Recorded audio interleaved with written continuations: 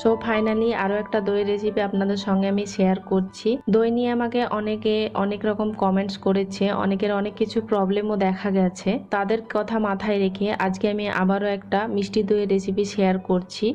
এবং আমাকে বেশ কয়েকজন ফ্রেন্ডস জিজ্ঞেসও করেছে ফ্রিজে দই জমবে কিনা। অবশ্যই ফ্রিজে আপনারা দই জমাতে পারবেন, তবে কিভাবে জমাতে পারবেন পুরো রেসিপিটা আপনারা দেখতে থাকুন। অবশ্যই আমি আপনাদের জানিয়ে দেব কিভাবে আপনারা ফ্রিজে দই জমাতে পারবেন। তাই রেসিপিটা স্কিপ না করে পুরোটা অবশ্যই ফলো করবেন এবং আপনারা দুধটা ঘন না করে ঠিক এই রকম থিক দই জমাতে পারবেন যদি এই রেসিপিটা সম্পূর্ণভাবে ফলো করেন।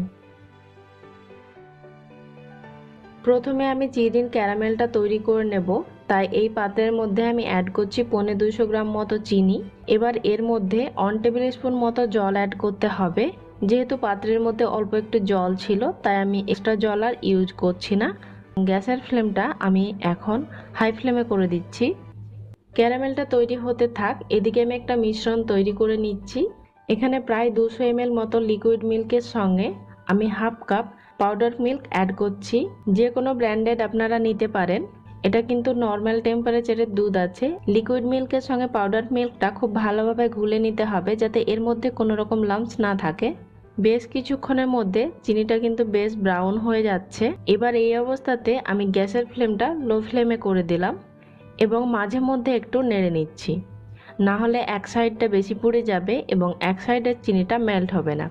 তাই একটু নেড়ে নিতে হবে এবং চিনিটাকে সমানভাবে গুলিয়ে নিতে হবে। অনেকে বলে কিন্তু ক্যারামেলের কালার আসে না। আপনারা যদি আমার এই প্রসেসটা ফলো করেন অবশ্যই কিন্তু ক্যারামেলটা ঠিক এইরকম কালার হবে, সেই সঙ্গে কিন্তু কোনোভাবে পুড়েও যাবে না।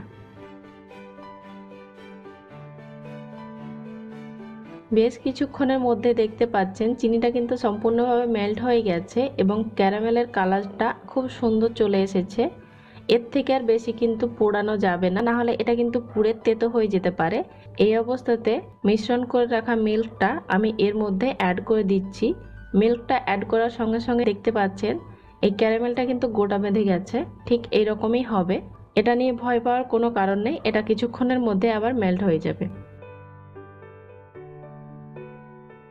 এর মধ্যে আরও কিছুটা চিনি আমি অ্যাড করছি। এখানে টোটাল আমি চিনি অ্যাড করছি 200 গ্রাম। আপনারা মিষ্টিটা অবশ্যই নিজেদের স্বাদ মতো অ্যাড করবেন। সব কিছু খুব ভালোভাবে মেল্ট হয়ে গেলে আপনারা খেয়াল করলে বুঝতে পারবেন এই মিল্কটা কিন্তু বেশ পাতলা হয়ে গেছে। যেহেতু এর মধ্যে চিনি অ্যাড করেছি, তো চিনি থেকে যে জলটা বেরোবে এক্সট্রা, সেই জলটাকে কিন্তু সম্পূর্ণভাবে কমিয়ে নিতে হবে। দুধটা যেন ঠিক এরকম পাতলা না থাকে, ঘন করে নিতে হবে। এক সময় দেখতে পাবেন ঠিক এইরকম বাবলস উঠবে এবং দুধটা ঠিক বোঝাই যাবে যে এটা বেশ ঘন হয়ে গেছে, যেহেতু এর মধ্যে পাউডার মিল্ক অ্যাড ছিল। এবং অবশ্যই কিন্তু লিকুইড মিল্কের সঙ্গে পাউডার মিল্কটা প্রথমে অ্যাড করে নিতে হবে। এবার আমি এর মধ্যে অ্যাড করে দিচ্ছি বাকি দুধটুকু। এখানে আমি টোটাল লিকুইড মিল্ক ইউজ করছি 1.5 লিটার। এবার সব কিছু একসঙ্গে খুব ভালো করে একবার নেড়ে নেব। এই দুধটা জাস্ট আমি একটু ওয়ার্ম করব, এটা কিন্তু কোনোভাবে আমি ফোটাবো না এবং কিন্তু ঘনও করব না। জাস্ট আমি খুব ভালোভাবে একসঙ্গে এগুলোকে মিশিয়ে নিচ্ছি। এই অবস্থাতে আমি গ্যাসের ফ্লেমটা অফ করে দিলাম। এবার আমি দুধের টেম্পারেচারটা চেক করে নিচ্ছি। এখানে দুধের টেম্পারেচারটা আমার একদমই পারফেক্ট আছে। দুধের টেম্পারেচারটা কিন্তু অবশ্যই পারফেক্ট হওয়া খুবই জরুরি।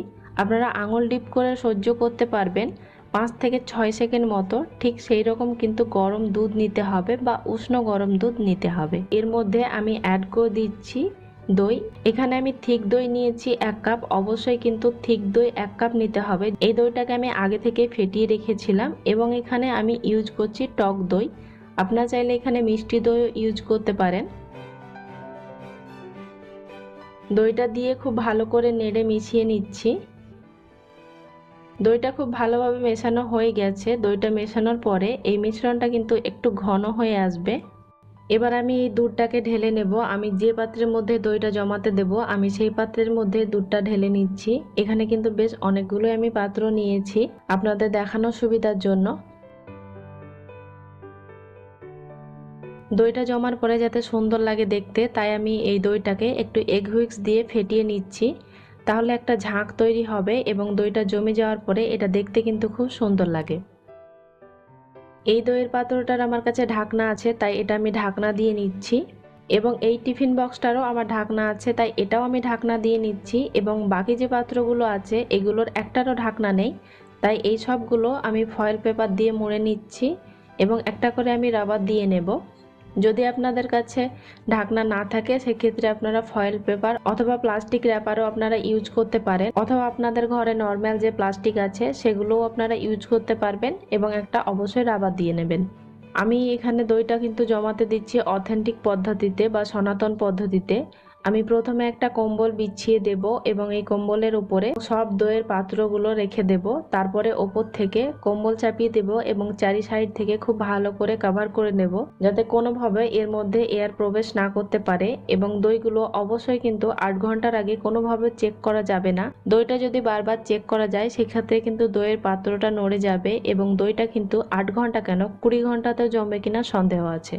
আমাকে কয়েকজন ফ্রেন্ডস কমেন্ট করেছিল যে ফ্রিজের মধ্যে দই জমবে কিনা, তো আমি তাদেরকে বলছি ফ্রিজের মধ্যে অবশ্যই কিন্তু দই জমবে। তার জন্য আপনাকে কি করতে হবে, 24 ঘন্টা আগে ফ্রিজটা বন্ধ করে নিতে হবে এবং তারপরে সেই দইয়ের পাত্রগুলো ফ্রিজের মধ্যে রেখে দিতে হবে এবং 10 ঘন্টা কিন্তু সেই ফ্রিজটা চালানো যাবে না, তাহলে আপনার দইটা ফ্রিজে জমবে। ফিরলাম আমি নেক্সট ডে। এই দইটা যখন আমি জমাতে দিই তখন প্রচণ্ড গরম ছিল, তাই আমি ভেবেছিলাম এই দইটা জমতে সময় লাগবে 8 ঘন্টা মতো। তবে আমার ভাগ্য, যেদিনই আমি দই জমাই সেদিনই কিন্তু ঝড় বৃষ্টি হয় এবং ওয়েদারটা কিন্তু বেশ ঠান্ডা হয়ে গেছিলো, তাই এই দইটা কিন্তু জমতে আমার সময় লেগেছিল 10 ঘন্টা মতো। তারপরে এই দইগুলোকে ফ্রিজে আমি 3 ঘন্টার জন্য রেখে দিয়েছিলাম। দইটা জমতে আপনাদের কম বেশি সময় লাগতে পারে, দইয়ে কতটা পরিমাণে মিষ্টি অ্যাড করেছেন এবং সেই সঙ্গে আপনাদের এলাকার ওয়েদার হিসেবে। টোটাল আমি 13 ঘন্টা পরে আপনাদের এই দইগুলো দেখাচ্ছি। দইটা কাটার আগে আমি আপনাদের একটা কথা মনে করিয়ে দিচ্ছি, এই দুধটা কিন্তু আমি ঘন করে নিইনি, আমি এই দুধটা কিন্তু জাস্ট ওয়ার্ম করে দইটা বসিয়েছি। প্রত্যেকটা দই কিন্তু খুব সুন্দরভাবে বসেছে এবং আমি আপনাদের দইগুলো কেটেও দেখাচ্ছি। আপনারা দেখতে পাচ্ছেন দইগুলো কিন্তু খুব সুন্দরভাবে বসে গেছে। তো আশা করছি আপনারা এই দইয়ের রেসিপিটা দেখার পরে পারফেক্টভাবে দই তৈরি করতে পারবেন। এছাড়াও কিন্তু এই চ্যানেলে আরও দইয়ের রেসিপি আছে, চাইলে আপনারা সেগুলো একবার দেখে নিতে পারেন। ডেসক্রিপশন বক্সে লিঙ্কগুলো দেওয়া আছে।